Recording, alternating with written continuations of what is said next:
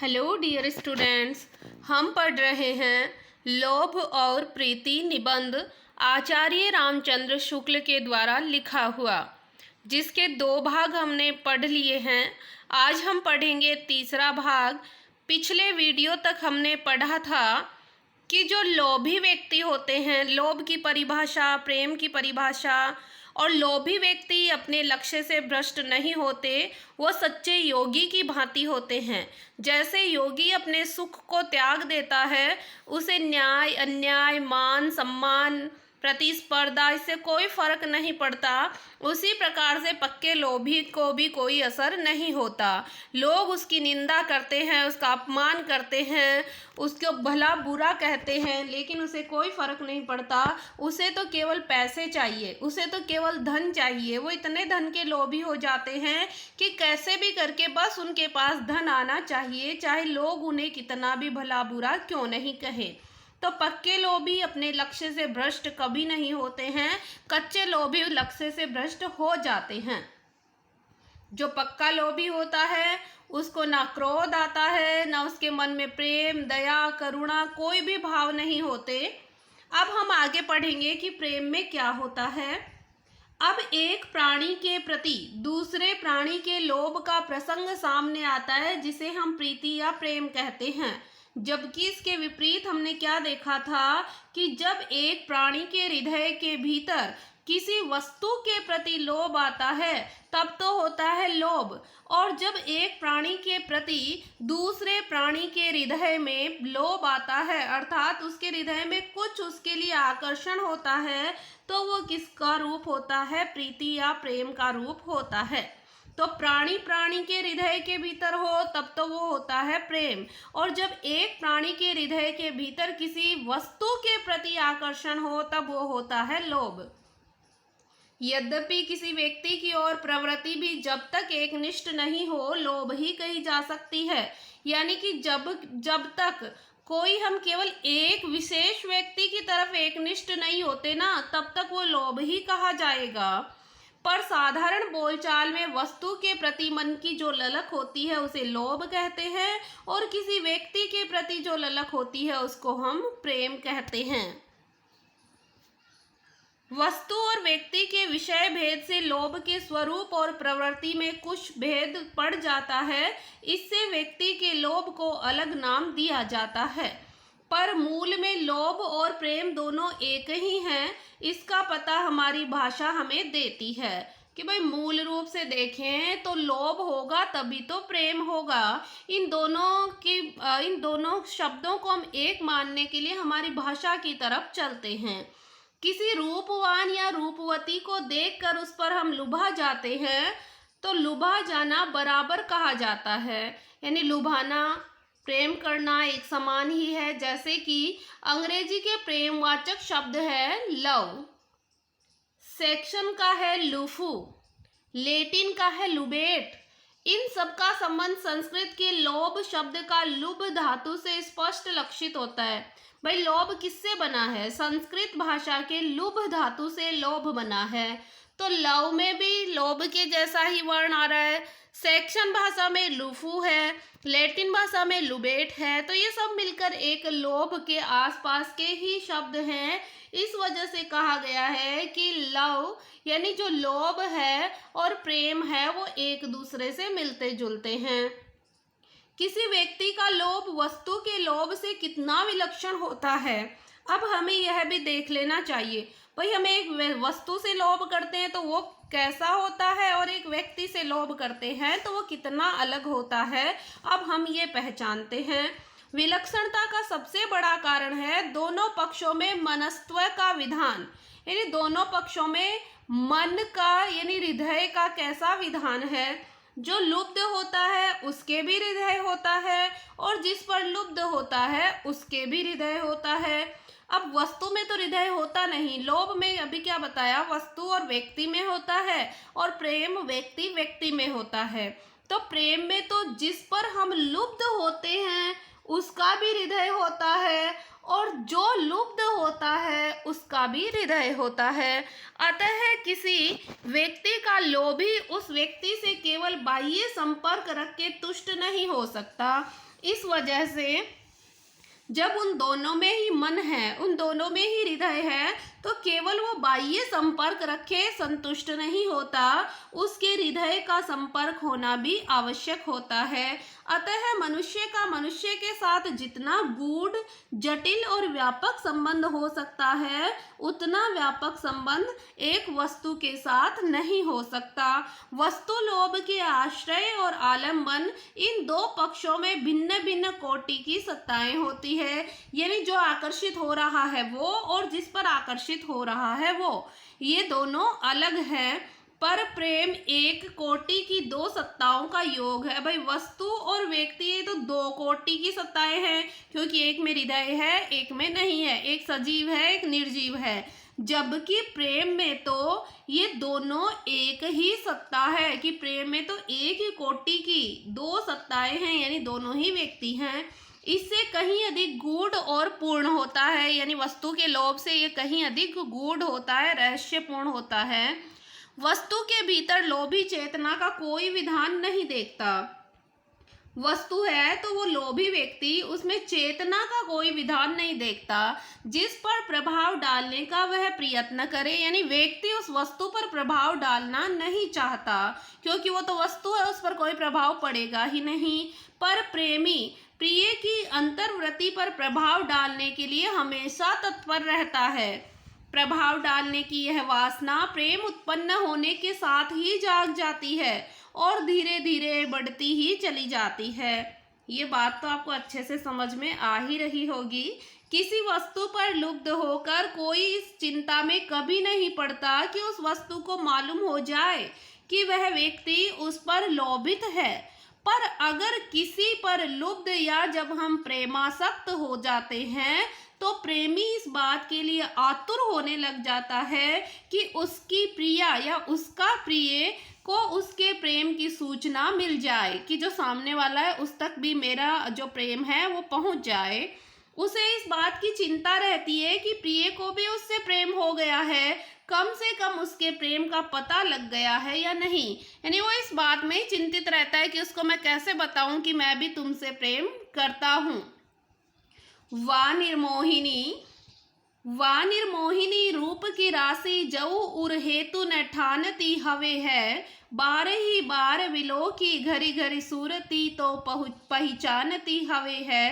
ठाकुर या मन को परतीती है जो पै स्नेह न मानती हवे है। आवत है नित मेरे लिए इतनो तो विशेष के जानती हवे है। इसमें यही बताया गया है कि भाई मैं नित्य तुम्हारे लिए ही आता जाता रहता हूँ, इस बात को तो तुम पहचानती हो। एक नायक नायिका से कह रहा है कि मैं तुम्हारे घर को बार बार देखता हूँ, तुम मेरी सूरत तो पहचान रही हो ना। मैं तुम्हारे घर के इर्द गिर्द इसीलिए घूमता रहता हूँ, क्योंकि मैं तुम्हारे घर के इर्द गिर्द हमेशा इसीलिए आता हूँ क्योंकि मैं तुमसे विशेष लगाव रखता हूँ, इस बात को तुम जानती हो ना। इस प्रवृत्ति के मूल में हमें कई बातें दिखाई देती हैं। पहली बात तो तुष्टि का विधान, कि भाई पहले तो जब हमें पता चल जाता है ना कि जैसे हम किसी से प्रेम करते हैं, तो हमें जब ये अनुभव हो जाता है कि अगले को पता चल गया कि मैं उससे प्रेम करता हूँ या करती हूँ, तब हमें संतुष्टि मिल जाती है। लोभी या प्रेमी सानिध्य या संपर्क द्वारा तुष्ट होना चाहता है। फिर वो प्रेमी क्या चाहता है कि मैं इसके साथ में रहूं, इसके संपर्क में रहूं, फिर वो संतुष्टि पाना चाहता है। वस्तु के सानिध्य या संपर्क के लिए तो वस्तु की ओर से किसी प्रकार की स्वीकृति या प्रयत्न की अपेक्षा नहीं होती। अब ये सानिध्य और संपर्क के लिए तुष्ट होना और प्रेमी को ये बताना कि मैं तुमसे प्रेम करता हूँ, ये क्यों आवश्यक है? क्योंकि लोभ में तो वस्तु होती है और वस्तु को तो हम पैसे देकर ले लेते हैं, लेकिन प्रेमी को ये बताना जरूरी होता है, उसकी स्वीकृति लेनी आवश्यक होती है, तभी हम उसका सानिध्य पा सकते हैं। पर किसी चेतन प्राणी से प्रेम करके कोई उसके सानिध्य या संपर्क की आशा तब तक नहीं कर सकता जब तक कि वह उसमें भी सानिध्य या संपर्क की इच्छा उत्पन्न नहीं कर ले। दूसरी बात यह है कि प्रेम का पूर्ण विकास तभी होता है जब दो हृदय एक दूसरे की ओर क्रमशः खींचते हुए मिल जाते हैं। इस अंतर योग के बिना प्रेम की सफलता नहीं मानी जाती है। जब तक ये योग नहीं होता ना कि दोनों एक दूसरे की तरफ आकर्षित नहीं होते, तब तक प्रेम की सफलता नहीं होती। अतः प्रिय को अपने प्रेम की सूचना देना, उसके मन को अपने मन से मिलाने के लिए न्योता देना होता है, जिसको आप प्रपोज करना कहते हैं। अपने प्रेम की सूचना देने के उपरांत प्रेमी प्रिय के हृदय में अपनी और कुछ भावों की प्रतिष्ठा चाहता है। अब उसने न्योता तो दे दिया, उसके पश्चात वो चाहता है कि इसके हृदय में भी मेरे प्रति कुछ भाव आए। पहले कहा जा चुका है कि सहसा उत्पन्न लोभ या प्रीति का प्रथम संवेदनात्मक अवयव होता है अच्छा लगना। सबसे पहले तो क्या जरूरी होता है? अच्छा लगना।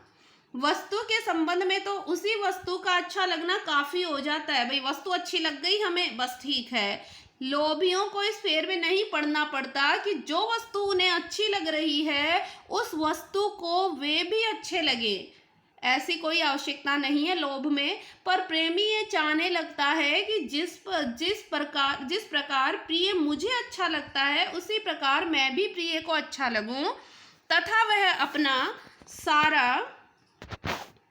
अच्छापन किसी ना किसी बहाने उसके सामने रखना चाहता है।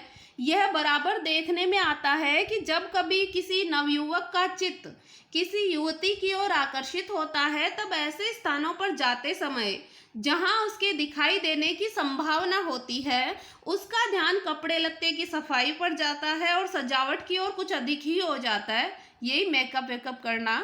सामने होने पर बातचीत और चेष्टा में भी एक खासा ही ढंग आ जाता है, यानी वो बातचीत करता है तो भी उसका तरीका कुछ अलग होता है। अवसर पड़ने पर चित्त की, और जब अवसर मिलता है ना तो हृदय की कोमलता, सुशीलता, वीरता, निपुणता इत्यादि सभी का प्रदर्शन करना चाहता है। प्रेमी को जिस घड़ी ये पता चलता है कि प्रिय का चित्त भी उसकी ओर थोड़ा बहुत खींचा हुआ है, उसी घड़ी से वह लोभ की ऊपरी सतह से और गहरे में जाकर प्रेम के आनंद लोक में मग्न हो जाता है। फिर तो वो बावरा हो जाता है प्रेम में। एक दूसरे की ओर आकर्षित दो हृदय के योग से जीवन में एक नया रस उत्पन्न हो जाता है और दूनी सजीवता आ जाती है। आनंद की संभावना भी बहुत अधिक बढ़ जाती है और दुख की संभावना भी बढ़ जाती है। अब दुख कैसे होगा वो भी जान ले और आनंद कैसे मिलेगा वो भी जान ले। प्रिय के हृदय का आनंद प्रेमी के हृदय का आनंद हो जाता है, मतलब दुखी होंगे तो साथ साथ, सुखी होंगे तो साथ साथ। अतः एक और तो प्रिय के आनंद का मेल हो जाने से प्रेमी संसार की नाना वस्तुओं में कई गुने अधिक आनंद का अनुभव करने लग जाता है। दूसरी ओर प्रिय के अभाव में उन्हीं वस्तुओं में उसके लिए आनंद बहुत कम या कुछ भी नहीं रह जाता। भाई एक तरफ तो फिर उसको सारी चीजें आनंद देती है, फिर वो खुशी खुशी झूमता घूमता रहता है, लेकिन कभी कभार उसको यूं लगता है कि सारी वस्तुएं तुच्छ हैं, केवल मेरे लिए तो मेरा प्रिय ही सब कुछ है, तो इसलिए कभी वो दुखी रहता है कभी खुशी रहता है। वियोग की दशा में तो ये सारी वस्तुएं ही उल्टा दुख देने लग जाती है। जब वो वियोग मतलब जब उसे दूरी रहती है प्रिय से, तब तो सारी वस्तुएं ही तकलीफ देती हैं। होते होते यहाँ तक होता है कि प्रेमी के लिए प्रिय के आनंद से अलग आनंद रह ही नहीं जाता। प्रिय का आनंद है तो बस मैं आनंदित हूँ, उसके अलावा मेरे लिए कोई भी आनंद नहीं है। प्रिय के आनंद में ही वह अपना आनंद ढूंढा करता है। दो हृदयों की यह अभिन्नता अखिल जीवन की एक अनुभव पथ का द्वार है। प्रेम का यह एक रहस्यपूर्ण महत्व है और इस रहस्य को सब लोग अच्छे से जानते हैं। प्रेम का प्रभाव एकांत में भी होता है। भाई प्रेम है वो एकांत में भी प्रभावित रहता है। देखते नहीं, अकेले होते हैं तो बैठे बैठे बातें करते रहते हैं, तो प्रेम का प्रभाव एकांत भी होता है और लोक जीवन के नाना क्षेत्रों में भी हमें दिखाई पड़ता है। एकांत प्रभाव उस अंतर्मुख प्रेम में देखा जाता है जो प्रेमी को लोक के कर्म क्षेत्र से खींचकर केवल दो प्राणियों के एक छोटे से संसार में बंद कर लेता है। यानी ऐसा कौन करते हैं? अंतर्मुखी प्रेम वाले करते हैं, जो बस केवल ये मानते हैं कि हम दो ही प्राणी हैं और उसी से ये संसार हमारे लिए बना हुआ है। उसका उठना बैठना, चलना फिरना, मरना जीना, सब कुछ केवल उसी दो के घेरे में ही समाहित रहता है। वह उस घेरे के बाहर कोई प्रभाव उत्पन्न करने के उद्देश्य से कुछ भी नहीं करता है। उसमें जो साहस, धीरता, दृढ़ता, कष्ट सहिष्णुता आदि दिखाई देती है, वह प्रेम मार्ग के बीच प्रेमोन्माद के रूप में, लोक के बीच कर्तव्य के रूप में नहीं। यानी वो जो कार्य करता है ना, ये धीरता, दृढ़ता, कष्ट सहिष्णुता, साहस, ये सब प्रेमोन्माद में करता है। ये इस संसार के बीच अपने कर्तव्य के लिए नहीं करता है। सारांश यह है कि इस प्रकार के प्रेम का क्षेत्र सामाजिक और पारिवारिक जीवन से अलग ही होता है। उसमें प्रिय पक्ष का प्रबल राग जीवन के अन्य सभी पक्षों से पूर्ण विराग की प्रतिष्ठा कर देता है। भाई अन्य सभी पक्षों से फिर वो विराग हो जाता है और प्रिय से केवल राग रहता है। राग यानी प्रेम। फारसी के साहित्य में ऐसे ही एकांतिक और लोकबाह्य प्रेम की प्रधानता है। भारतीय साहित्य में गोपियों के प्रेम को प्रायः यही स्वरूप दिया गया। सूरदास ने यही बताया है कि गोपियों का प्रेम ऐसा ही था, उनके लिए श्री कृष्ण ही सब कुछ थे। भक्ति मार्ग में प्रायः यही एकांतिक और अनन्य प्रेम लिया जाता है, क्योंकि यह एक ऐसा राग है जिसके प्रभाव से विराग की साधना आप से आप बिना किसी मानसिक प्रयत्न के ही हो जाती है। प्रेम का दूसरा स्वरूप वह है जो अपना मधुर और अनुरंजनकारी प्रकाश जीवन यात्रा के नाना पथों पर फेंकता है। प्रेमी जगत के बीच अपने अस्तित्व की रमणीयता का अनुभव आप भी करता है और अपने प्रिय को भी कराना चाहता है। प्रेम के दिव्य प्रभाव से उसे अपने आसपास चारों ओर सौंदर्य की आभा फैली दिखाई पड़ती है, जिसके बीच वह बड़े उत्साह और प्रफुल्लता के साथ अपना कर्म सौंदर्य प्रदर्शित करता है। वह प्रिय को अपने समग्र जीवन का सौंदर्य जगत के बीच दिखाना चाहता है, यानी अपने जीवन की सारी बातें उसको बताता है। यह प्रवृत्ति इस बात का पूरा संकेत करती है कि मनुष्य की अंतः प्रकृति में जाकर प्रेम का जो विकास हुआ है, वह सृष्टि के बीच सौंदर्य विधान की प्रेरणा करने वाली एक दिव्य शक्ति के रूप में हुआ है। मनुष्य का प्रेम सौंदर्य, वस्तु सौंदर्य, कर्म सौंदर्य, वाक सौंदर्य यानी बोलने की सुंदरता, भाव सौंदर्य, सब देखना और दिखाना चाहता है। फिर मनुष्य क्या चाहता है कि सब कुछ दिखाना चाहता है। प्रेम सौंदर्य, वस्तु सौंदर्य, कर्म यानी वो क्या क्या कार्य करता है उसकी सुंदरता, बोलने की चतुराई, भावों की सुंदरता, सब कुछ अच्छा दिखाना चाहता है। वीरता के पुराने जमाने में उदाहरण दे रहे हैं कि पहले के जमाने में भी ऐसा होता था जब वीर पुरुष हुआ करते थे। वीरता के पुराने जमाने में युवक योद्धा यह समझकर कि गढ़ी की ऊंची अट्टालिका के गवाक्षों से, गवाक्ष यानी जो खिड़कियों से, भाई ऊंचे ऊंचे गढ़ होते थे, उनके बड़े बड़े खिड़कियों से हमारी प्रेयसी झांकती होगी कि सौंदर्य भावनापूर्ण उमंग के साथ रण क्षेत्र में उतरता था। उसको ये लगता था मेरी प्रेयसी मुझे देख रही है, तो बहुत वीरता के साथ युद्ध क्षेत्र में उतरता था। कर्म का सबसे अधिक विकट क्षेत्र युद्ध ही है। इससे आर्य जाति के वीरकाल के काव्य में श्रृंगार और वीर का अत्यंत मनोहारी समन्वय पाया जाता है। जिस प्रकार यूरोपीय साहित्य में वीर धर्म का एक युग रहा है, उसी प्रकार हमारे हिंदी साहित्य में भी वीर धर्म का एक युग रहा है। उस काल की कविता का प्रसंग अधिकतर युद्ध और प्रेम ही पाया जाता है। वीरता के काल का अधिकतर कविताओं का प्रसंग क्या मिलेगा आपको? युद्ध और प्रेम ही मिलेगा।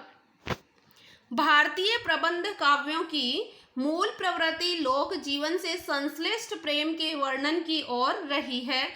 आदि कवि वाल्मीकि ने राम और सीता के प्रेम का विकास मिथिला या अयोध्या के महलों और बगीचों में नहीं दिखाकर दंडकारण्य के विस्तृत कर्म क्षेत्र के बीच दिखाया है। उनका प्रेम जीवन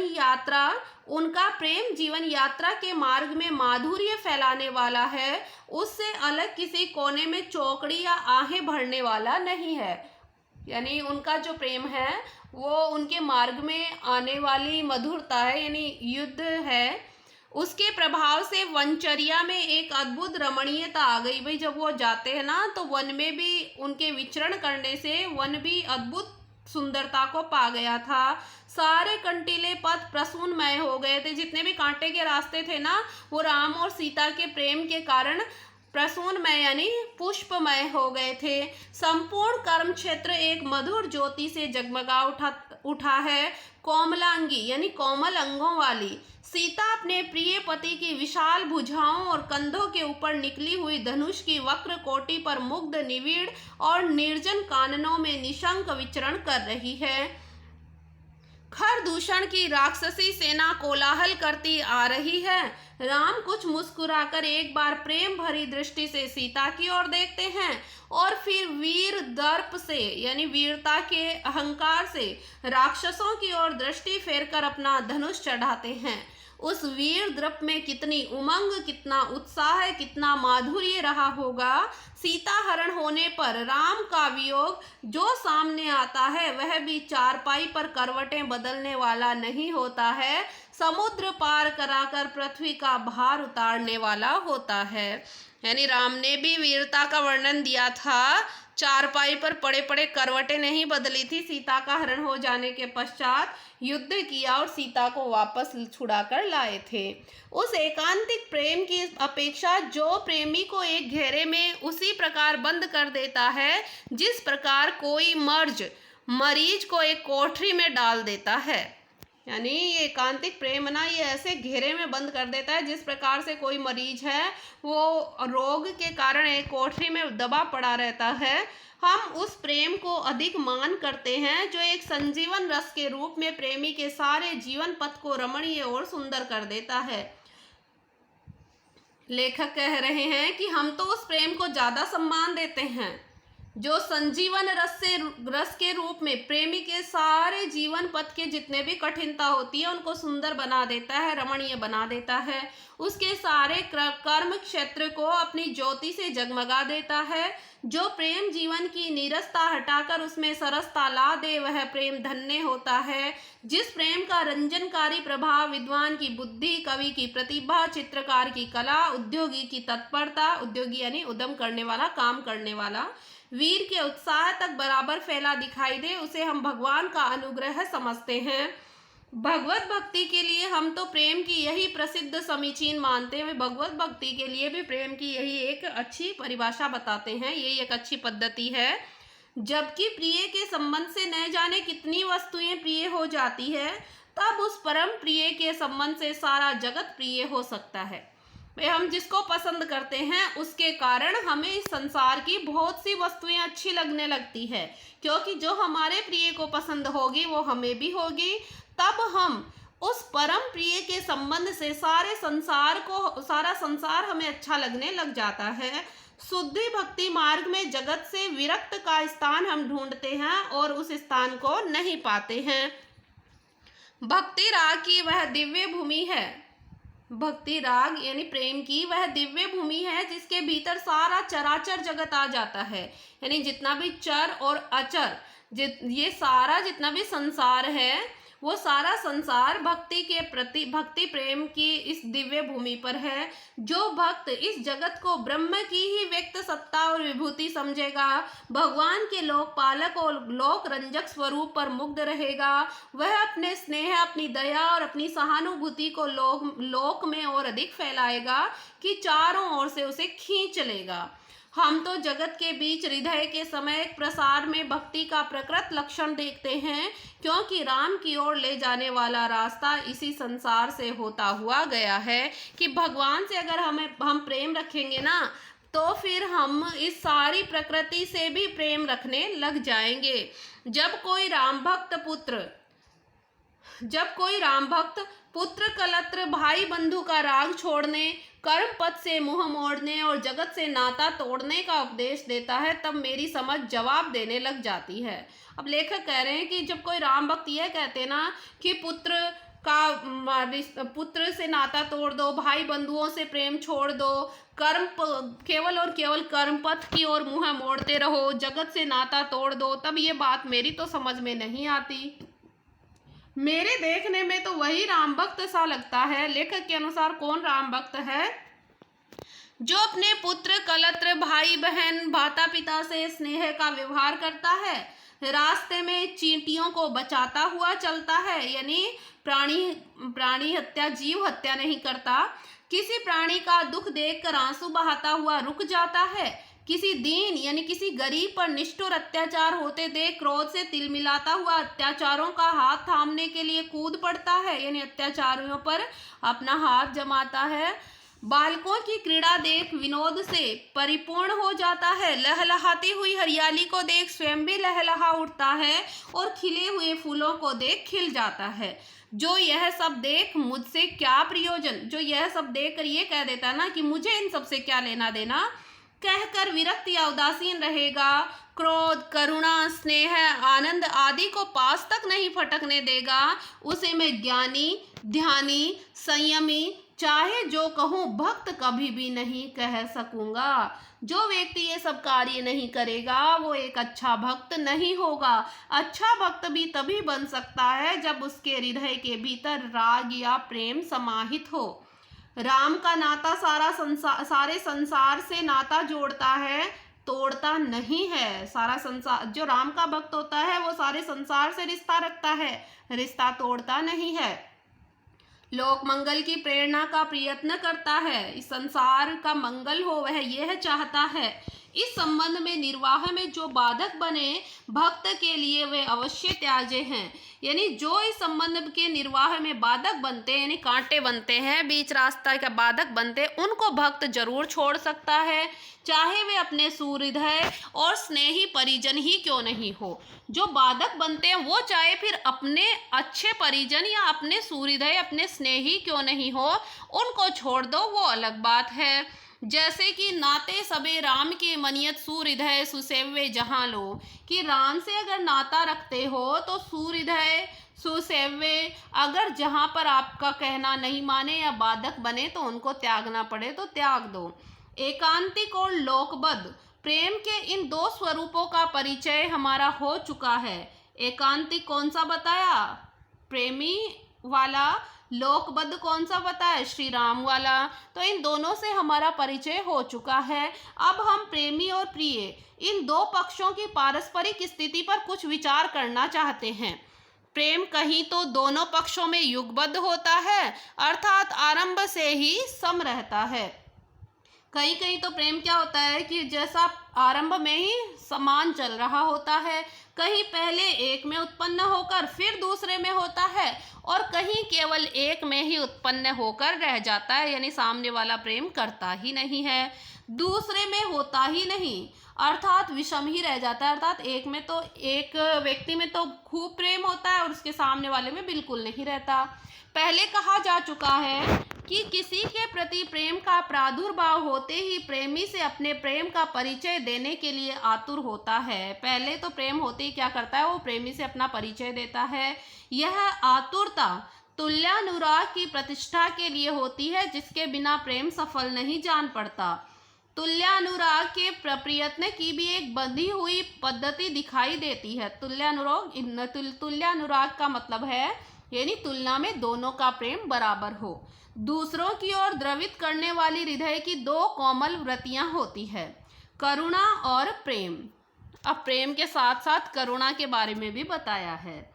इनमें से प्रेम का पात्र होने के लिए भिन्न भिन्न प्रकार की विशिष्टता अपेक्षित होती है। इससे दूसरे के हृदय में प्रेम उत्पन्न कर सकने का निश्चय किसी को जल्दी नहीं हो सकता, पर दया का पात्र होने के लिए केवल दुख या पीड़ा का प्रदर्शन ही पर्याप्त होता है। आपने भी देखा होगा कई बार सामने वाला नहीं मानता ना, तो हम दया के, दुख के, पीड़ा का प्रदर्शन करते हैं, खुद को बहुत दुखी दिखाते हैं, तो अगला पिघल जाता है।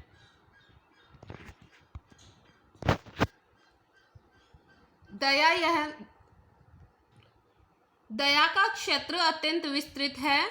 दया मनुष्य मात्र का धर्म है और प्राणी मात्र उसके अधिकारी हैं। दया यह नहीं देखने जाती कि दुखी या पीड़ित कौन और कैसा है। इसी से प्रेमी कभी तो यह चेष्टा करता दिखलाई पड़ता है कि वह भी प्रिय को अच्छा लगे, और कभी ऐसे उपायों का अवलंबन करता है जिनसे प्रिय के हृदय में उसके ऊपर दया उत्पन्न हो जाए। भाई कई बार तो दुख का पीड़ा का सहारा लेता है, जिसके कारण दया के कारण उसका प्रिय अपने हृदय में उसको स्थान दे दे। दया उत्पन्न करके वह प्रिय के अंतरस में प्रेम की भूमिका बांधना चाहता है। वह समझता है कि दया उत्पन्न होगी तो धीरे धीरे प्रेम भी उत्पन्न हो ही जाएगा। वह वियोग की अपनी दारुण वेदना प्रिय के कानों तक बराबर पहुंचाता रहता है। यह नहीं समझना चाहिए कि प्रिय के हृदय में दया उत्पन्न करने की यह चाह तुल्यानुराग की प्रतिष्ठा के पूर्व तक ही रहती है। यानी ये कोई जरूरी नहीं बस दोनों में बराबर का प्रेम उत्पन्न हो गया फिर इस दया भावना को छोड़ दिया, नहीं। यह प्रेम मार्ग की एक सामान्य प्रवृत्ति है जो प्रेमी के हृदय में सदा बनी रहती है। कौन सी प्रवृत्ति? मनाने की, रूठने मनाने वाला वही दया करुणा है।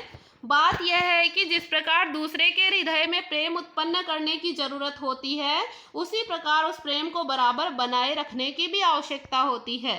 प्रेम की रखवाली करने के लिए प्रेमी प्रिय के हृदय में दया को बराबर जगाता रहता है। दया या करुणा का भाव जागृत रखने की इस प्रवृत्ति का प्रकरण फारसी और उर्दू की शायरी में हमें विशेष रूप से देखने को मिलता है। वहाँ प्रेमी जीते जी यार के कूचे में अपनी कब्र बनवाते हैं। ये फारसी की शायरियाँ आपने पढ़ी होगी, उर्दू की गज़लें। तो वहाँ क्या करता है, प्रेमी जीते जी यार के यानी अपने प्रेमी के कूचे में यानी उसकी गली में अपनी कब्र बनवाते हैं। ऐसे ऐसे शायरियाँ लिखते हैं कि तुम्हारी गली में मेरी कब्र हो।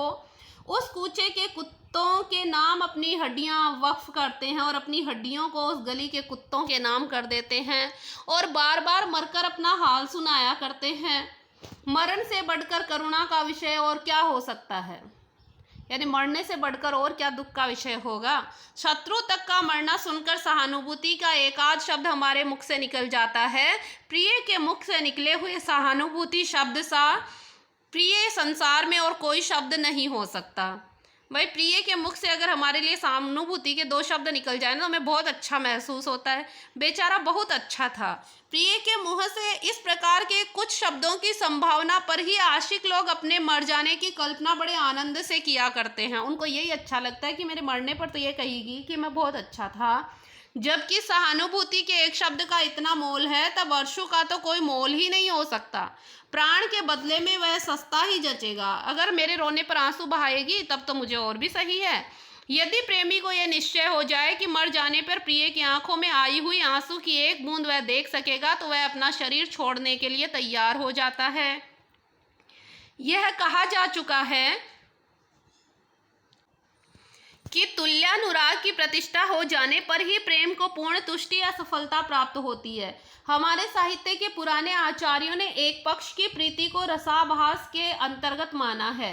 एक पक्ष में ही अगर प्रेम होना तो वो केवल रस का आभास मात्र है। जब तक तुल्यानुराग की संभावना रहती है या प्रिय पक्ष की विरक्ति और उदासीनता का प्रमाण सामने नहीं रहता तब तक रस में त्रुटि नहीं मानी जाती। प्रेमी का तिरस्कार करता हुआ प्रिय जब अन्य में अनुरक्त पाया जाता है तब उसकी विरक्ति का पक्का प्रमाण सामने आता है कि भाई जब एक कह देता है कि मैं तुमसे प्रेम करता हूँ लेकिन जब तक अगला कोई जवाब नहीं देना तब तक भी वो श्रृंगार रस में ही माना जाता है। लेकिन जब सामने वाला किसी और के प्रति अनुरक्त हो जाए, किसी और के प्रति उसके हृदय में प्रेम हो, तब वो फिर पक्का प्रमाण हो जाता है। तब फिर वो सही रूप में रस नहीं दे पाता है, अर्थात उनका प्रेम नहीं होता। ऐसी दशा में बने रहने वाले प्रेम की चर्चा काव्यों में मिलती है। फारसी और उर्दू की शायरी में तो आशिकों की अक्सर यह शिकायत रहती है कि माशूक गैरों से मिला करता है और हमारी ओर ताकता भी नहीं है। माशूक यानी हमारा जो आशिक प्रेमी वह गैरों यानी अन्यों दूसरों से मिलता है और हमारी ओर तो देखता भी नहीं है। कृष्ण के मथुरा चले जाने पर गोपियों की शिकायत कुछ कुछ इसी ढंग की थी। आपने पढ़ा होगा भ्रमर गीत, उसमें देखा होगा कि वो भी श्री कृष्ण को बड़े उलाहने देती हैं।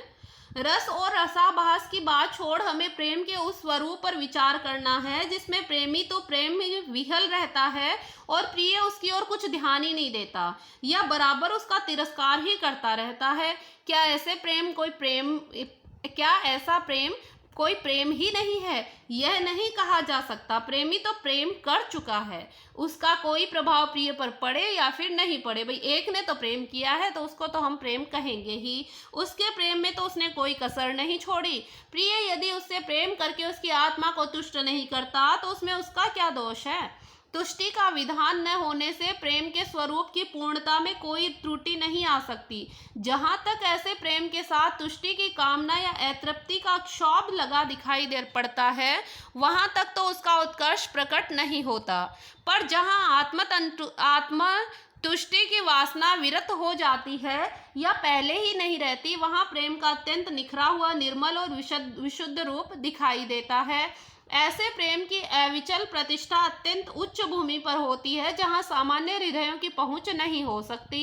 इस उच्च भूमि पर पहुंचा हुआ प्रेमी प्रिय से कुछ भी नहीं चाहता, केवल यही चाहता है कि प्रिय से नहीं, ईश्वर से, कि हमारा प्रिय बना रहे और हमें ऐसा ही प्रिय रहे।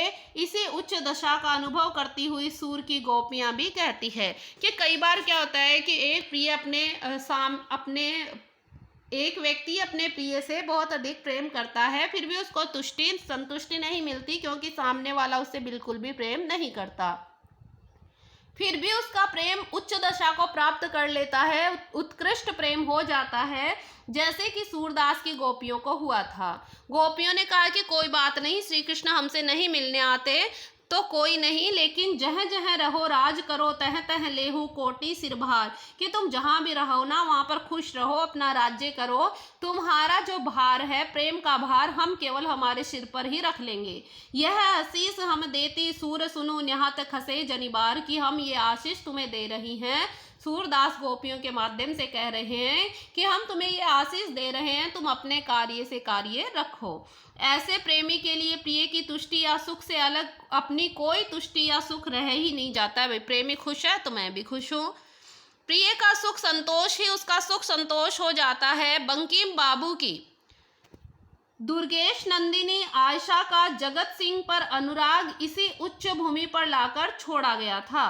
दुर्गेश नंदिनी आयशा का जगत सिंह पर अनुराग इसी उच्च भूमि पर लाकर छोड़ा गया है।